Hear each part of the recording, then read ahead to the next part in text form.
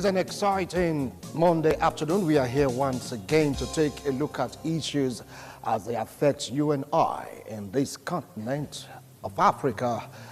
On the program Africa Discourse, I am Wilson Marshall. Well, in today's edition is all about the U.S. ban, that's visa ban from some African countries. Yeah, you have Nigeria, you have Tanzania, you have Sudan, you have Eritrea, and of course you have Kazakhstan, which is outside Africa, and Myanmar, former Burma, outside Africa. But what really concerns us is what is going on in Africa when you talk about the visa ban and how it affects you and I. And don't forget also that Nigeria is part of Africa, so we're going round. Let's get to see where this is coming from. Why is it coming now? Don't forget that in 1984, the then president of America, yes, visa ban on Nigeria, and in 1984 it was our beloved president that was the head of state then, and right now he is still the president. Another ban? Is this history repeating itself, or there is something we are not really seeing clearly, or there is more that meets the eyes in this situation? For what they said they have some standard, that Nigeria is among the country that didn't meet the standard. Tanzania, Eritrea, Sudan, Sudan, they made a standard of U.S., giving out visa lottery for immigrants. Mind you, 50,000 immigrants like giving a visa lottery to come to America so they can just beef up that minority representative. Yeah, that's what they call it. But now Nigeria and some other African countries, they've been marked. And many Nigerians are talking, Africans are talking. Eritrea spoke out, saying they don't like what U.S. President Donald Trump did is a breach of trust. While in Nigeria, we are saying that we're going to look at the conditions that America said Nigeria hasn't met. There was one interview, I guess it's going to throw more light on that. Someone said he's not aware. I mean, he's not, I saying you're not aware. Okay, he will throw more light on that. What about the case of Sudan, Tanzania? All these and more we'll take a look at on today's installment of Africa Discourse. With me here in the studio, I have a politician, once a journalist, always a journalist. Number one, now we talk about Scout. When we talk about prominent personality in Rotary, he's well represented. Here, join me to welcome Honorable Agarasi Idubo. Welcome to the show, sir. I appreciate your comment. Thank you and of course, much. Happy New Year to you. Same to you. How you doing? I'm fine. Thank you. I'm fine. All right. Now, this came up, and many people are like reacting to it because Sudan, Eritrea, Tanzania, a beloved country, Nigeria, they were amongst the newly added list to be slammed, so to speak, with a visa ban by the United States of America. They gave their reasons. So, though they are divided in some quarters in America, they are not in support of it, but it's like it has come to stay until those margins or those conditions given are met. What do you feel about this? Yeah, as I speak to you, my brother, it has been said to be speculative. I'm not sure, according to the Minister of Information and the Chief Media Consultant to Mr. President, that Nigeria has not received a formal letter expressing the desire to ban a category of Nigerians from traveling to the U.S. So it's believed that it is speculative. That is the belief. But there have been reactions, from different quarters. Hold on, sorry to cut and use the word speculative, but this is real. It's like as clear as daylight. The Minister for Information says Nigeria is not aware. They said Nigeria, as we speak, is yet to get a communication from the U.S. placing a ban on Nigeria. I mean, it says so. I mean, basically, he is the Minister of Information. The media consultant to the president also said Nigeria will react formally when we get a proper communication. So, to my mind, it is still speculative, because the only way to express to a country that you are placing a ban, you know, is to, I don't know now, I don't know what diplomatic things, how it's done, but I think it's to probably write to the country to say we are placing a ban on your country. So the Minister of Information says he's not aware, the media advisor of Mr. President says he's not aware. So to my mind, these are the two persons who run information in our country. But having said that, a few Nigerians have been recently denied visas. Maybe that could be one of the fallouts from the ban, because a very prominent Nigerian was denied visa. And that, to my mind, was funny, because for a man like that, who, to my mind, has gone to America over time, to have been denied visa, maybe there are other reasons for which he was denied visa. But the American government is saying there are minimum standards that a country should meet over time. And they have been talking about this, about our country. One, there is, so to speak, acts of terrorism, whether it is real or perceived, but it is believed that Nigeria has been classified among terrorist nations. Two, we also have something near terrorism, the headers problem, which is making our country to be listed among those countries that have challenges of security. So these are two very major things that they have considered. And again, politically, our country is said not to be stable. And these are some indices which we must meet. America is saying, okay, fine. If these things are in your country, correct them. Trump said to Nigerians sometime, go and stay in your country and also repair your country. Make your country a destination. And that to me was very instructive. In some climes, it will be a pensive moment where people will sit down, let's call up the bluff. Well, can we call up the bluff? Do we have the capacity to call up the bluff? If America says, stay in your country, we should be able to say, okay, fine, we have a country. We have a country, we'll stay in our country and make it good for us to stay. Now, I read some tweets talking about, okay, fine, America is talking about, okay, country not well administered. Is it the whole of Nigerians that are in government? No. Why not punish those who are committing, so to speak, the offenses? If Nigeria is not well run, there are some persons who are doing the things they shouldn't have done, punish those ones. But another school of thought said, those persons who are not running Nigeria well were voted for by the populace. So if you are saying Agarese is not doing well, Agarese is a senator, for instance, or Agarese is a governor, for instance, or is a president. If I'm not doing well, fine. They are saying they will not punish just Agarese. They will punish those people who ensured that Agarese became governor. So for me, it falls to reason that, oh, fine, if they just do it is not a blanket ban. It's not a blanket ban. Some Nigerians are still getting visas. We'll come to that. Yes, so it's not a blanket ban. We'll come to that. Because right now, people are like saying that this visa thing is discriminatory in the sense that you want those persons coming for tourism, for education, in fact, just to better the U.S. economy, to enter the U.S. Why not the immigrants? Do you think this is exploitative? And of course, they termed it bigotry. Pelosi talked about it in the U.S. She's a Democrat, talking about the Speaker of the House of Representatives in the U.S. He said, this is bigotry. Yes. You want their money, you don't want them to come to your country. How can you relate to that? No. Why must you migrate? Why? Why? You see, look, it's like there is this adage in Benin, what that means, if you are happy with your home, you don't need to look elsewhere. Why must you migrate to another country? You see, when you migrate, it's suggestive of the fact that something is wrong. That's why you are, to migrate is to run away. To run away. To run away. So why will you migrate? Why will you migrate? No, you should be easy.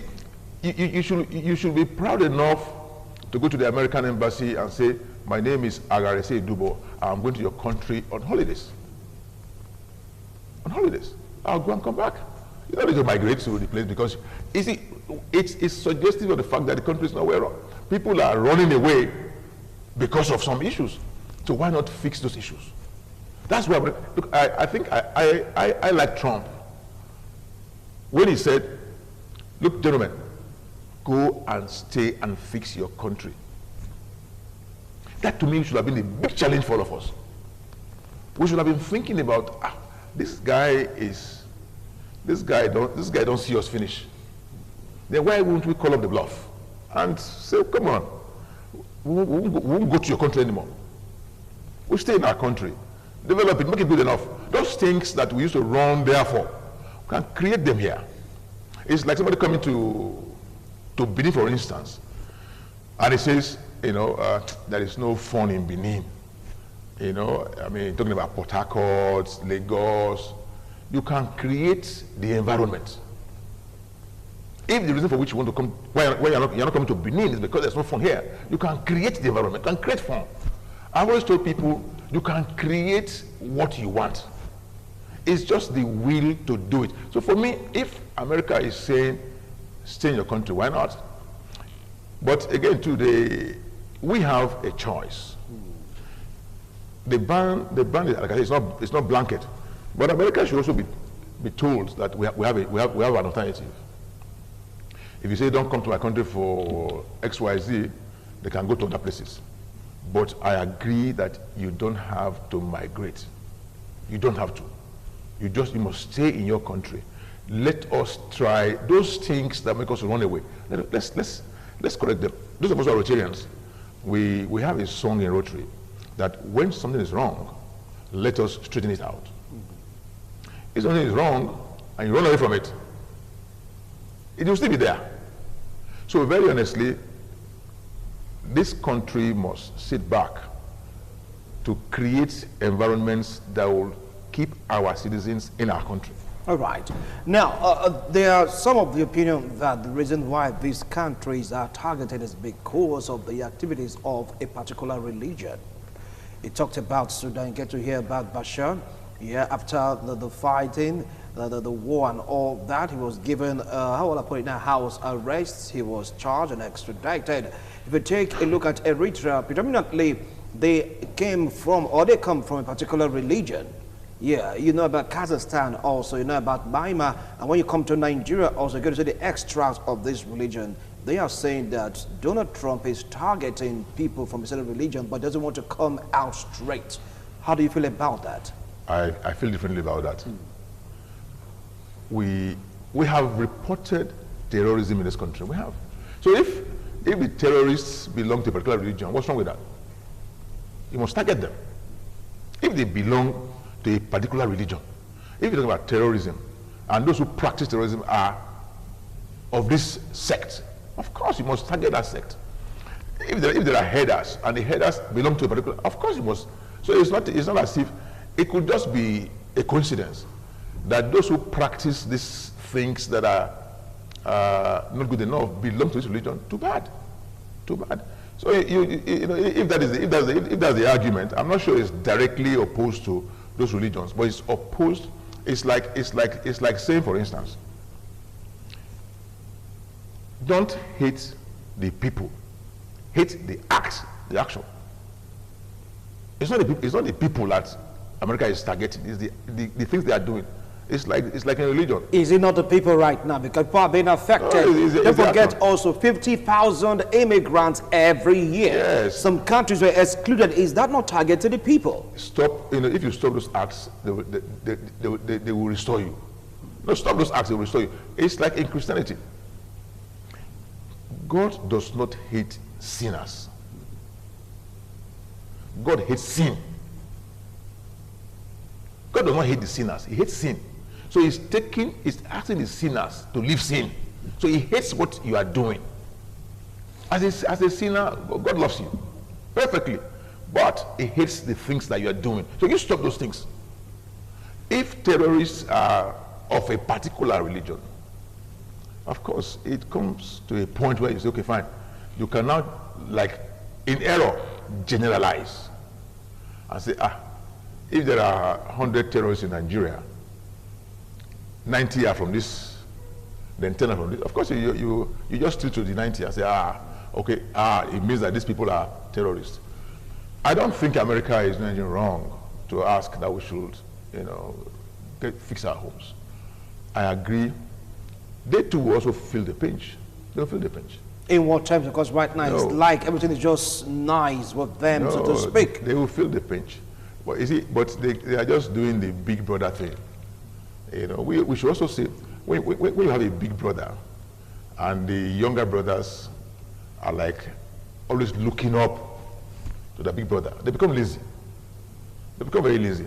When you have a big brother, who is a big brother? Yes. The big brother should strengthen you. But if he doesn't, they strengthen yourself. Strengthen yourself. So for me, I think that Nigeria must look inwards. We have so much to fix our country. The president of this country said, people should not be going abroad for medical treatment. Why? Why? Those things that people go for are not here. Oh, we can bring them here. The kind of money we have in this country, we can create those things here. To the extent that we hear so much, I don't know if it's correct, how much people steal from Nigeria. We hear hundreds of millions, billions of naira, of dollars. If those things are channeled towards developing our country, we can create those things that we want to do in other countries in Nigeria. I believe very much that if you sit in this country as a leader, and those things that people go to look for in other countries, create them in your country. Create them in your country. You can recreate many things. Create them in your country. It's just to be focused. Because most people in this country, why would a Nigerian, for instance, run abroad for medical treatment? Why? And many of these doctors, you find they are Nigerians. They are persons with Nigerian background. So why won't you encourage them to stay in Nigeria? Bring those facilities. There are persons to man them. There are persons to. I was in one of these countries sometime, and I was speaking to one of my friends. I said to me, I said, one, if you bring those things here, no light. They will not function well. Two, government tax policy. Three, the very lackadaisical attitude of workers. So we must correct all of this. If light is not there, fix light. If taxation is the problem, give them some moratorium. Let them come. Give them some time to stabilize. Maybe that could attract them to come. But if these are not there, they'll keep migrating. People will keep running away. In my house, for instance, we've not had light for close to, I can't remember now. Even when light comes, it's like candle light. And our fridges have not worked over time. For me, it's enough reason to run away. So what America is trying to do, I guess, is to encourage us not to be able to run away and quarrel with our government so that they can provide for us those things that we think we are going to enjoy in those countries. All right, now let's take a look at other countries. Now, before the issuance of this ban on visa, we understand the plight of Libya, the reason why they choose to blacklist Libya in terms of late Gaddafi, and of course the squabble going on in Libya. If you take a look at Sudan also, they have similar situations where their fighting became somehow insecure, and the religion inclination of South Sudan. If you take a look at Tanzania, similar things happening in Tanzania. Eritrea also, they are alike, according to them, the allies, so to speak, of the U.S., but they were slammed also with this ban. You come to Nigeria, you know the story so well. Is it not right for you to use the action of a very few to punish the majority? No, I said so in the course of this discussion. Yeah. The action of a very few, the very few were put there by the many people, by the majority. Those you call very few now, using my small word, many plenty. The majority, those few persons were put there by the majority of people who are not in government. I said to earlier, we cannot all be in government, but we have entrusted our entire lives to some people who are very few. And if they are the ones creating situations that call for ban, then the country banning is also saying we must punish those of you who threw them up and voted for them. So that's where we are. But look at, in Sudan, for instance, ISIS there. And these are issues. Once there is an act of insecurity, America is saying, fight it. And, when people are insecure, and one thing that you must know and understand, if there is war in Nigeria, for instance, now, let's take the Biafran War, for instance. When there was the Biafran War, areas where the war was manifest, people will run away to where there's no war. The war, yeah. And they will put pressure on those other areas where there is no war. Why not stop the war and let people stay in their natural habitats and take away pressure from the neighboring states?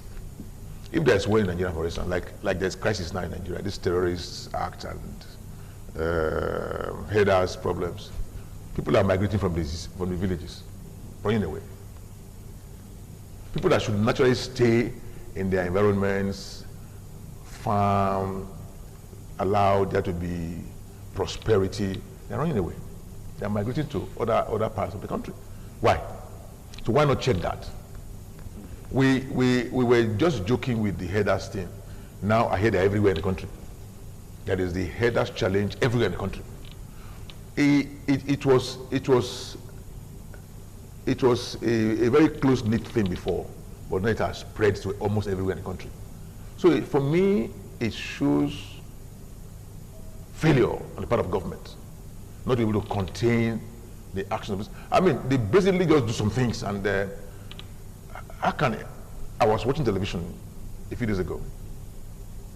Some youths were shouting that headers came to rape their women. It's like on a daily basis everywhere. And people are now being, threatened in their natural environments, and they are running away for want of safety. Is that not a reason enough to migrate? Yes. So that is why. So if someone is running now towards you for safety, is it right for you to push the person back into that situation he's running away from? I've always told people this. Yeah. Nobody can come and fight for you. Fight for yourself. I used to work with somebody, one governor. He said, look, if a situation gets to the point where we cannot get safety, we can resort to self-help. If everybody starts to run away, you're going to put pressure on the countries where you're going. Why did the issue of Brexit come about? Because the UK was having a lot of pressure. People were coming from the various European countries to settle in the UK because they had issues in their own countries. America does not want to get to a point where you turn their own country to a safe haven. No. Please, Nigerians, go and stay in your country, fight your government to fix your country. If all of us come and say, okay, fine, we are tired of insecurity, and we do it, in great concert. It's okay. All of us, we must show to government. I'm sure you are aware that some religious ministers did a march yesterday, protesting about insecurity. Two very big churches I watched on television talking about insecurity. These days, people are every day. I also listened to one news item that a father could not bring his son to school in one of the states from Abuja because of fear that they could be attacked. Be attacked. So we cannot continue to live like this and think we should run away to America for safety. I think, my brother, that we must tell our government. Government should all know that government has failed in terms of security. Of course we have failed. About 3 years ago, it was said that, okay, $1 billion was being set aside to fight Boko Haram. $1 billion is a lot of money. Boko Haram has not depleted. It's still we hear they kill 20 soldiers, 50 soldiers, 100 soldiers. If you kill one American soldier, in a fight, they will ravage the entire place. But our soldiers, You kill 10 soldiers, 50 soldiers, say they are insured. There's a difference between insurance and assurance. If you insure their lives, fine. Fine, but assure them, nothing. There's a difference between insurance and assurance. Assurance. When you say insure them, okay, fine. Okay, you are insured. Once you die, they give your family 1 million naira, full stop. No, that's not what we require. We require assurance. Where, if for example, they kill you, your family can enjoy for life. That's assurance. Yes, your family can enjoy for life. It's not a one-off thing. Your children will be sent to school, your wife will be taken care of, they will make some basic things available to your children for life. Because you died in service of your country. But if Nigerians say the soldiers are insured, yes, some are insured, some insured, maybe 10 million. The man does getting 10 million, one off. That to me, so people, we should go beyond that. Look, Wilson, for me, people might have different, views about what America has done, but Nigeria must sit back, look at our country, the way it is run now. All right. And go ahead and do something. All right. The other countries you mentioned, they also have, stinks of terrorism. All of them. They look at all of them. Sudan, Tanzania, Eritrea. I mean, they all have these issues. We want to go for a short break. When we return, we'll talk more on this particular topic, talking about the U.S. visa ban and the impact it's having in some African countries. Reactions and counter-reactions abound. People are talking about their own opinions, of their own view. We're still going to analyze the statements made by Pelosi, yes, the Speaker, the U.S. House of Representatives, saying that what Donald Trump did can be taking a look at from the bigotry perspective. We'll be right back. Do stay tuned.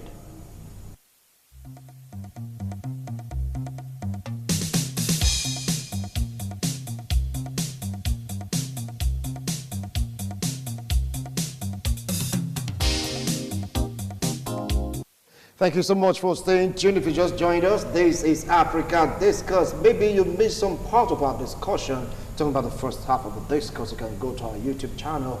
You get to see what we've been talking about. Yes, U.S. visa restriction impacting African countries. And just joining us right now in the studio is a legal practitioner and, of course, an Islamic scholar, Al-Haji Barrister Amin Alao. Welcome to the show, sir. Thank you very much. Thank you so much for coming. Good afternoon, viewers. Well, all right, now, I believe you've been watching and listening to the reactions of Honorable Agarise Idubo to this particular topic. Do you have any different views and opinions from his? Thank you very much. Where truth is being said, we will find some elements of constancy and similarity on issues. And this visa restriction, I think I align myself with some of the submissions which he has made earlier on, particularly as regards the rationale behind the visa restriction. If you look at it, U.S. or American president is not just saying we are restricting all countries, the whole world. Some countries were specified. This, and this. Now, what concerns us is our country, Nigeria, and the reason why it applied to Nigeria. And of course, for those who are in governance in Nigeria, for those who have handled the mantle of leadership, the trust to lead us, I think this should be a challenge to them. I will not say shame on them, because we are all part and parcel of Nigeria. You can't be talking of leadership without followership. Most of us made the mistake of blaming the leadership to the extent that the followership feels, oh, they are innocent. All the blame should go to the leaders. No. The leaders and the followers are equally guilty. And that explains why Almighty God, sometimes he will inflict his punishment on the leaders. Like Pharaoh. God punished Pharaoh because he was a tyrant, he was not a good leader.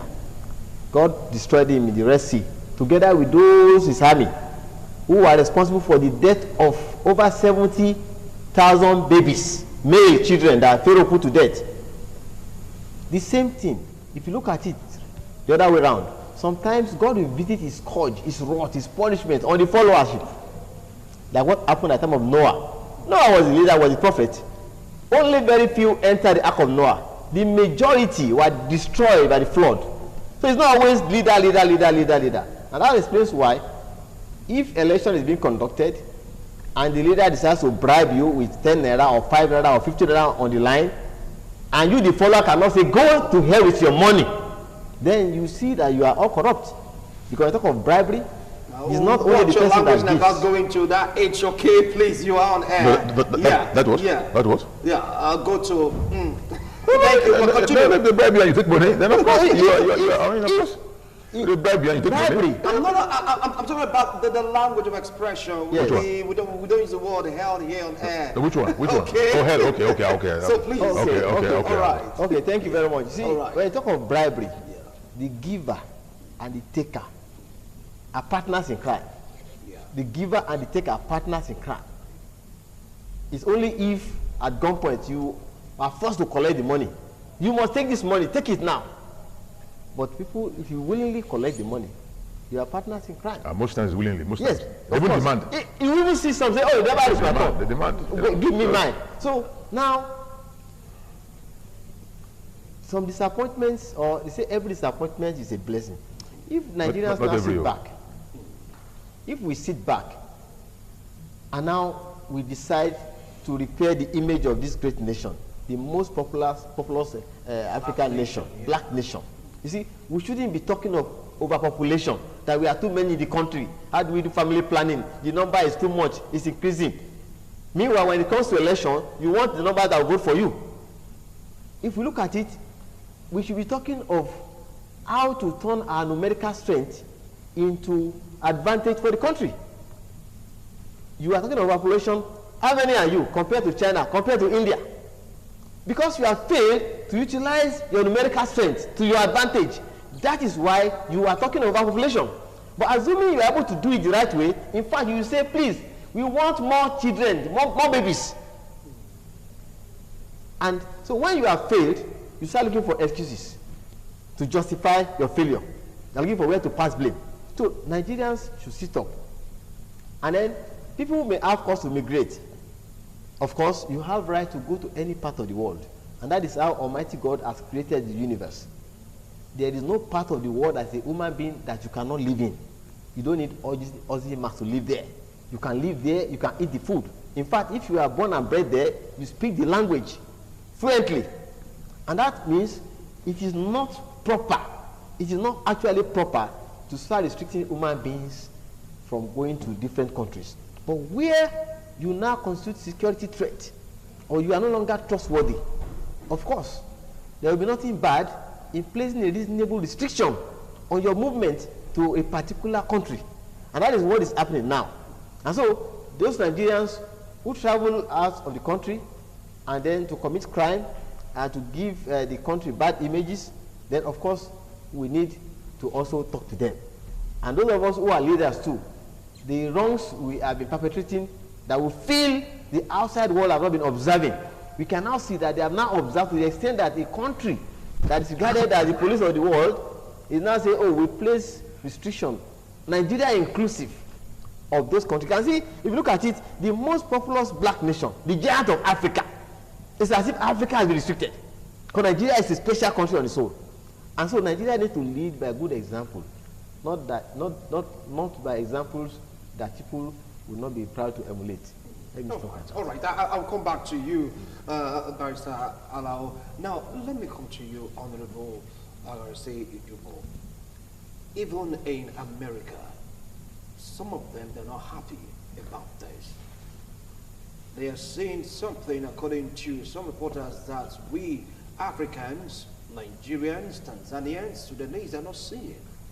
For the House, or the Speaker of the House of Representatives and the House, talking about the USA, speaking against it, say this is bigotry. Don't you think she's making a point? Of course, you know the relationship between the Speaker and the President. I mean, the relationship between two of them is, you are no good, you are no good. So if she makes a statement, it can be also be laced in diplomacy. The statement, her statement is laced in diplomacy. But having said that, she's one person. She's made the point is clear. But we in Nigeria, I said this earlier, my brother, if we need to look inwards, why not? Why not? Call it whatever name, bigotry or whatever, it doesn't make any difference. She could find it difficult to see what is right in Trump's actions, because already Trump and her, they are like this, you know, they may not meet for a few months to come. But having said all of this, I believe very much that our country is our country. If they have placed a ban on Nigeria, in Africa, for instance, for every 100 visas issued to Africa, 40 visas will come to Nigeria. So we have close to 40% of the visas issued to Africans is to Nigerians. So they will also feel the pinch. But my take on all of this, those things that they have talked about, it's not just, they've not just started talking about it all. They've talked about it over time. It's not even Trump that even started it. They have talked about all of this over time. Try to check insecurity, try to check election malpractice, try to check bad act of governance that will further impoverish your people, actions that will make your people to run out of your country. Check all of this. It's like you bring a checklist. Okay, terrorism, Nigeria. Insecurity, Nigeria. Election malpractice, Nigeria. Huh? Then of course, I mean, you are not, so you just stay back in your country. Everybody must come in concert to say, okay, we must repair our country. You have a right, you mentioned that you have a right to live anywhere. I don't think it's a right. If it's a right, then this decision will not even hold. You can just carry yourself and go. You still have a process of going to another country. If it's a right, there will be no inhibition. Every country has regulations, access regulations to the country. But having said all of this, you can live anywhere in the world, yes, but you just must live in those places based on the conditions of the country that you are migrating to. Using the word migrants now, for instance, you saw the wall that Mexicans were trying to break to run into America. If that number enters America, I mean, my brother, that number, they were more than 100,000 people. They will cause some challenges to America, of course, yes. So America is, the fact that America is a big brother nation does not mean they just open their doors and everybody will just be, you know. So if you meet all these conditions that I've set for you, it's for your own betterment. It's not for their betterment, it's for your own betterment. Your people will be safer and happier to stay in your country. So it's not as if it's for their own, it's not in their own interest, it's in your own interest. Okay. It's in your own interest. We're talking about we have a relationship with them. Nigeria and America, we have a very robust relationship. Nigeria is the biggest trading partner in Africa with America. So they also understand that if we choose to be, to also be funny, it could also affect business. So they understand all of this, but what I think they are doing is in our own enlightened interest to ensure that our country is good enough for us to have it. That's my take on this. All right. Now, people like say that this is just to blacklist Nigeria, blacklist Tanzania, blacklist Sudan, blacklist Eritrea. And moreover, if a visa is to be issued, there are some research on the recipients that this embassy will carry out before they say, okay, fine, come to the country. Do you think this is what we call a kind of an emotional blackmail? Mind you, this thing happened in 1984 to the same president. No, Buhari was head of state then. Yeah. Buhari was the head of state. Yes. And right now he is the president. The same thing happening in 2020. Take it from that angle. Buhari is not the president of Eritrea and other countries that are affected. I do not forget why Trump was campaigning before he became president. Among his campaign promises were making statements like that he's going to place some restrictions. Yes, clearly. So it is not targeted at Buhari. Yes, clearly. Because Trump never knew this will happen.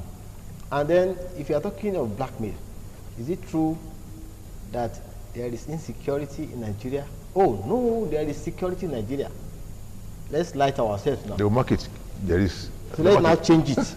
Nigeria is the most secure country. I mean, you know.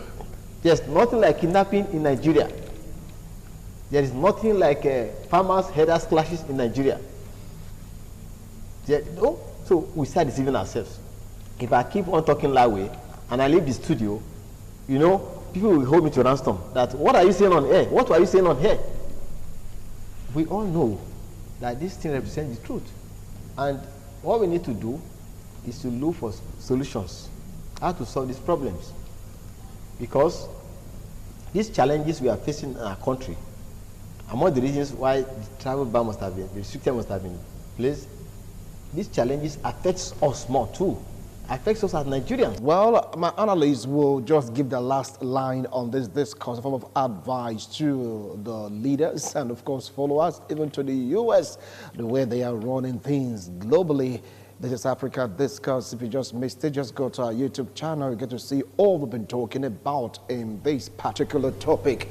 Alhaji, 1 minute. Thank you very much. Yeah. Among the challenges I failed to mention was the epileptic nature of the power supply in Nigeria. And so they reminded me by shutting down. And of course, this is among the challenges. We blame the leadership and the followership, but the bulk of the blame, of course, is with the leadership. Where the leadership have failed, it affects the followership. Yeah. And that is exactly what we are experiencing. Now people have lost confidence in the governance and those who are at the ends of affairs. And instead of being loyal to the country, many are revolting negatively, especially those who don't have the fear of God. So we pray that our leaders will sit up and try to put this country right. And we also hope that the followers will encourage them to do so. All right, thank you so much, Barrister Alhaji Amin Alao, for coming to the show. Honorable, your last line on this. Let us rethink Nigeria. Let's rethink Nigeria. Let us recreate Nigeria. Nigeria is a very fantastic country. All my travels, I just believe that there is no place like Nigeria. All we have had is leadership failure. And if that is right, Nigeria is blessed with many things, but leadership has been a very major challenge. And once we face that and we get that right, once leadership is right, this country will be a place, will be a destination for even those people now who are harassing us. Leadership is right, country becomes right. Thank you so much, gentlemen. I appreciate your wonderful analysis. You've heard them. Let's keep watching, let's keep hoping, let's keep praying that one day Nigeria and African nations will get there eventually.